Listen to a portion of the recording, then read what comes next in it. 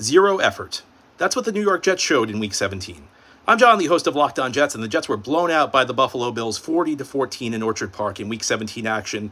The Jets' record drops to 4-12 on the season. Mercifully, there's only one game left in the 2024 campaign. We know that there are a lot of issues with this team. The roster was overrated at the start of the season. This team is nowhere near as good as it was presented before the year began. The Jets have also dealt with a lot of players aging and declining, most notably their quarterback, Aaron Rodgers. We know the coaching on this team is very bad. And in this game, the Jets were dealing with injuries. In fact, they were down to their number 4 and number 5 offensive tackles. On some level, this team's failures are forgivable. But one thing that's not forgivable is a lack of effort. And that's what the Jets showed in the second half of this game. They were down 12-0 at halftime. And they weren't playing very well.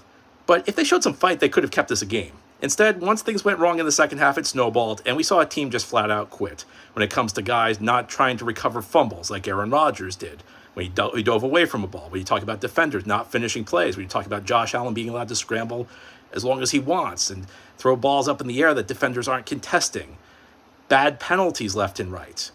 It's one thing to be bad. It's another thing to show such little effort in a game on an NFL field. Very disappointing effort for the New York Jets in a lost season. This team might be bad, but it also showed very, very little fight. For more on the Jets, tune into the Locked On Jets podcast, part of the Locked On Podcast Network, your team every day.